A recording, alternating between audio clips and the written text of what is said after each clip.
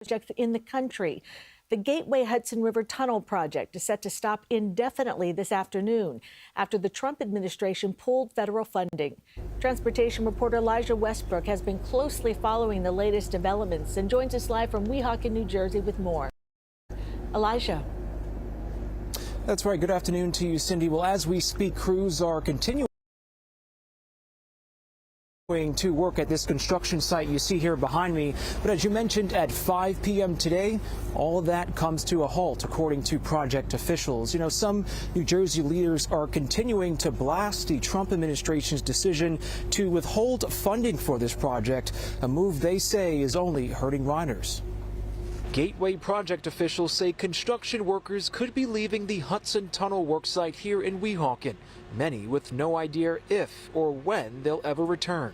Congress gave the money. This thing was moving. You obviously see the project underway right now. So it's moving, right? And then just out of nowhere, they decide to stop it and stop the resources. So we go to court and try to stop the White House from blowing up the project. The $16 billion Gateway project is designed to build new rail tunnels under the Hudson River and also upgrade existing ones that were built before World War I. Those aging tunnels still carry the bulk of rail traffic into Penn Station, including NJ Transit and Amtrak. But officials warn they're already overstressed. But the Trump administration pulled federal funding for the project. Gateway officials say they've run out of options. This means construction will indefinitely shut down, with roughly 1,000 workers laid off. Every single time President Trump gets involved, our working men and women suffer, and you're seeing it here today. Thursday night, Senator Kirsten Gillibrand responded to reports from Punchbowl News that the president promised to restore funding, but only if Senate Minority Leader Chuck Schumer agrees to rename Penn Station and Washington's Dulles Airport after him. Gillibrand said in a statement, "This is ridiculous. These naming rights aren't tradable as part of any negotiations, and neither is the dignity of New Yorkers." We have a president who is literally holding one of the most important infrastructure projects of the last century hostage because of his would-be, wannabe, king, petty, personal, vindictive, cruel policies. The Gateway Commission and New York and New Jersey are now suing the federal government to free up funding that was already approved by Congress. We reached out to the White House and Department of Transportation for comment, but have not heard back. Now, project officials say over the next few days, equipment will be dismantled, cranes like this one you see here will be lowered, and the work will be secured. It's a process that could cost hundreds of thousands of dollars before any future restart. We're live right now in Weehawken, New Jersey. Elijah Westbrook, CBS News, New York. Elijah, thank you. A deadly crash on the Major Deegan temporarily shut down all southbound lanes early this morning. Chopper 2 flew over the expressway near 23rd Street in the Bronx. The police say that a Chevy Suburban hit a man who was on the roadway. EMS pronounced him dead. He has not been identified. The 47-year-old driver of the SUV remained at the scene. Police say there are no arrests and the crash is being investigated. An update on some breaking news we brought you yesterday of a train derailment in Mansfield, Connecticut. Officials say the New England Central Railroad is on site and working to right the derailed train cars and clear the scene. 10 cars containing liquefied natural gas came off the tracks. 4 of them rolled into the nearby river. Several barriers have been placed in the waterway to help prevent a spill while the train cars are removed. Officials say they are monitoring the air and water quality, and at this time there is no public health risk. A judge has set a trial date for the state case against Luigi Mangione, the man accused of killing United Healthcare CEO Brian Thompson. The judge telling attorneys to be ready on June 8th. Mangione's federal trial is set for September 8th, but could face delays because federal prosecutors may appeal the court's decision to dismiss the death penalty eligible charges. If that happens, the state trial will begin later on that September 8th date. Lawyers for Mangione were already pushing back against a potential July 1st start, saying that did not give them enough time to prepare. Mangione reacted in court saying, quote, "Same trial twice," and calling it double jeopardy. A first court appearance today for the 20-year-old Long Island man accused of driving drunk and killing a Nassau County police officer. Carolyn Gussoff was in the courtroom when Matthew Smith faced a judge for the first time. Carolyn. Cindy, Matthew Smith was actually rolled into the courtroom in a wheelchair with leg injuries. He entered a not guilty plea as prosecutors detailed what led up to that fatal crash on Saturday. Meanwhile, Officer Patricia Espinoza's widower and brother were sitting in the front sobbing. See that dozens of police officers filled the courtroom as prosecutors detailed that tragic morning. They entered into evidence several videos that Matthew Smith's passenger posted on social media that allegedly shows him, quote, driving crazy, speeding, weaving in and out of traffic, passing cars, driving at a top speed of 125 miles an hour before the crash. His blood alcohol level 0.20, that's almost 3 times the legal limit, and he's only 20 years old, not even the legal drinking age. Espinoza was a beloved cop, a wife, a mother of an 18-year-old baby. Her husband, also a Nassau County police officer. She was driving to work last Saturday when Smith allegedly crashed into her. Her husband sobbed as the PBA president spoke to reporters a little while ago. We wish that today was a nightmare and that we were going to wake up and this isn't true. Unfortunately, that's not reality. This isn't just one bad decision. This is a bunch of bad decisions by this person who has lived a reckless life. This is a horrible tragedy that has affected our entire community. There are broken hearts on both sides of the courtroom. Smith's parents were also in the courtroom. Prosecutors say they also had issues with their son. In fact, he was allegedly assaulted. His father and his parents called police on him. They also say that he has been cited many times for illegal activity on the road, speeding, having darkened windows, and this is not his first run-in with the law. Prosecutors say he turned Suffolk County roads into his personal raceway.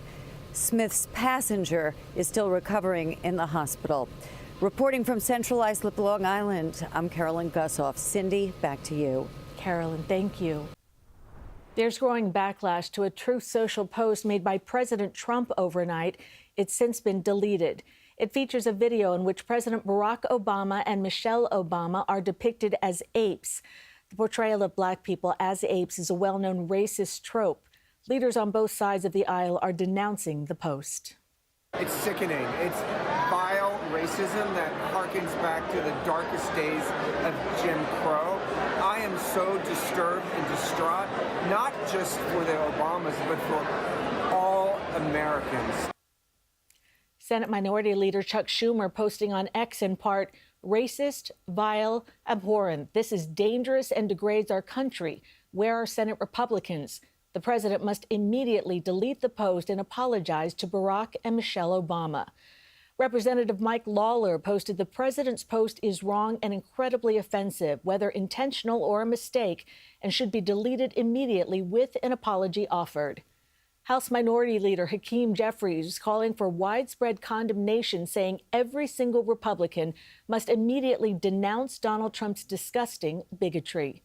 White House Press Secretary Carolyn Leavitt defended the post, saying, quote, the video is from an internet meme video depicting President Trump as the king of the jungle and Democrats as characters from The Lion King. Please stop the fake outrage. A Jersey City street has been designated a collapse zone. Chopper 2 was high above the Hudson and Manhattan Railroad Powerhouse building earlier this morning. Right now, Green Street is shut down at Bay Street due to structural cracks in the tower portion of the building. Officials believe the cracks were caused by vibrations from the light rail operating beneath the structure. The closure will remain in effect until the contractor fully secures the building. The search continues today for Nancy Guthrie, the mother of Today Show host Savannah Guthrie. The 84-year-old has now been missing for 6 days. The sheriff's department in Tucson says they do not have a suspect in the case. Investigators also discussed a ransom note they say included 2 deadlines. One passed yesterday and another on Monday. Last night, Nancy's son Cameron released a new video pleading for a way to communicate with her kidnapper.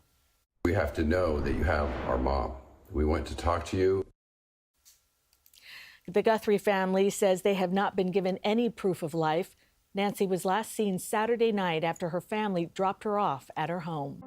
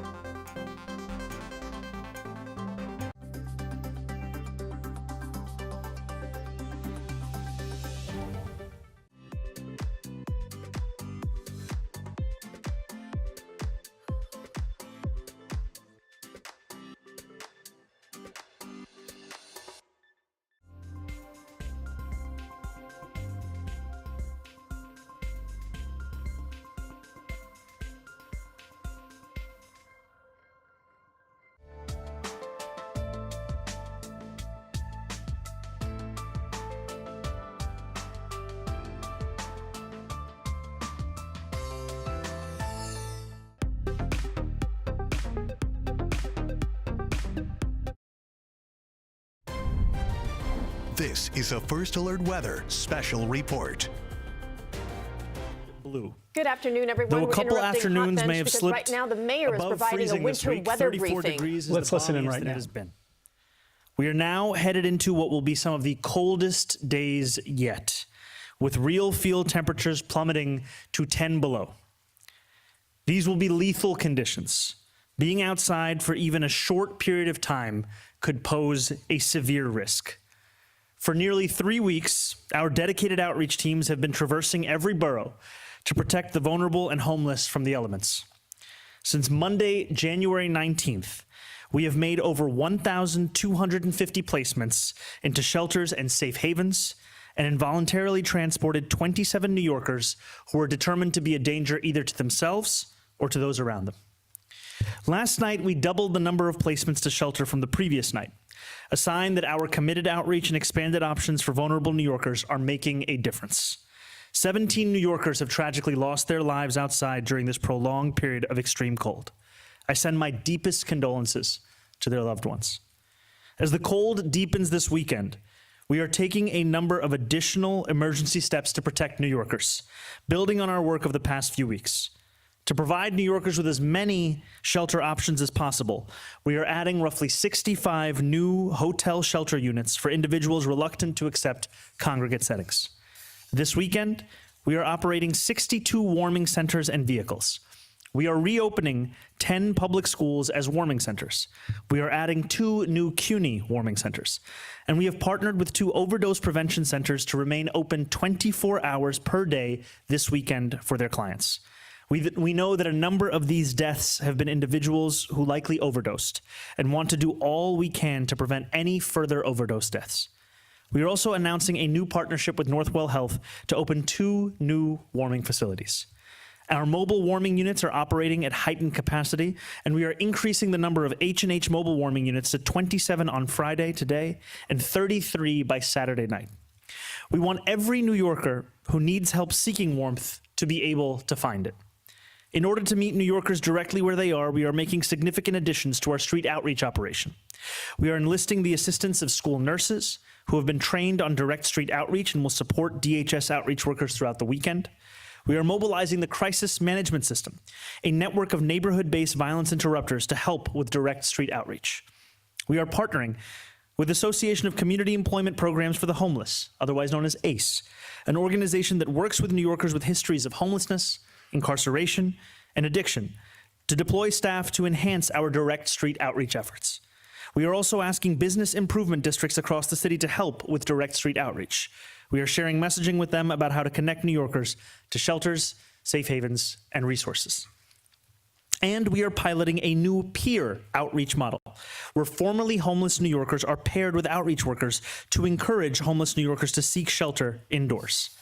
This is an all-hands-on-deck operation, and I'm deeply grateful to our partner agencies for stepping up to expand our outreach.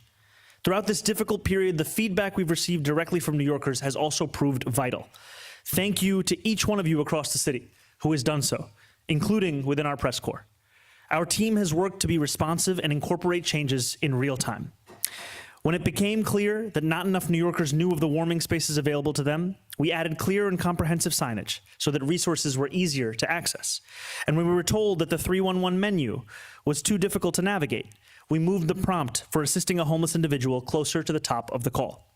Previously, when you would call 311, it would take 1 minute and 20 seconds to be able to call for help for a homeless New Yorker. Now it takes approximately 40 seconds. We also rolled out a PSA across our Link NYC kiosks, alerting New Yorkers that they could call 311 directly from the kiosk itself to find a warm space.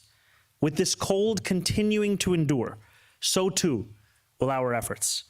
While city government is doing everything in our power to offer warm spaces, shelter, and protection, I am echoing my call to our fellow New Yorkers. We must all do our part to ensure that we keep everyone safe over the next few days to come. If you see someone in need, please call 311 immediately so our outreach workers and first responders at FDNY and NYPD can provide assistance. And to those who may consider themselves more comfortable on the streets, I want to speak directly to you, to employer, to come inside. These temperatures are too low and too dangerous to survive. Please wait out the cold in a safe place with a warm bed. If you know someone who may need to hear this message, I ask you, share this across your social media, whether it be on WhatsApp or WeChat or however you may communicate with those that you know. It may seem small, but truly every single effort makes a difference in keeping New Yorkers safe amidst what will be some of the coldest weather we have experienced in this city in quite some time. To receive more information, I urge all New Yorkers who have not already done so to sign up for Notify NYC by texting Notify NYC to 692-692.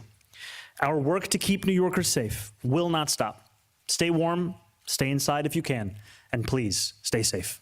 Thank you very much. I'll take some on-topic questions and then off to, yeah, Craig, go ahead. Hi, Mr. Mayor, how are you? Hi, Craig, how's it going? It's going good. So tonight you've implored the people in the streets who don't want to, who feel more comfortable in the streets to come inside. But what happens if they don't at this point? I mean, you even said it, 20 minutes out in the cold could lead to a fatality. So are you not using it as a last resort at this point to bring them inside and voluntarily remove them, even if it's just a few hours, doesn't lead to a placement?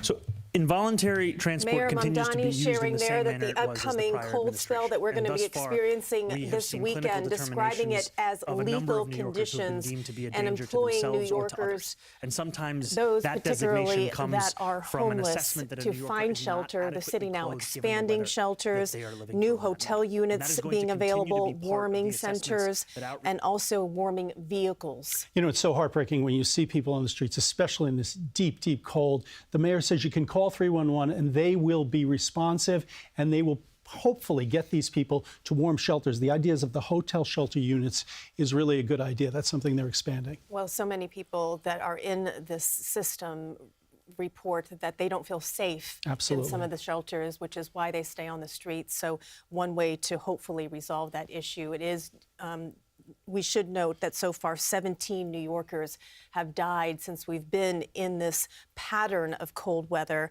and the mayor and the administration and the city doing all that it can to prevent any more deaths. Our coverage of the upcoming cold weather and also the news of the day will begin at the top of the hour. Thank you for joining us here for the special coverage. I'm Christine Johnson. I'm Dick Brennan. We'll see you at 5. This has been a First Alert Weather Special Report.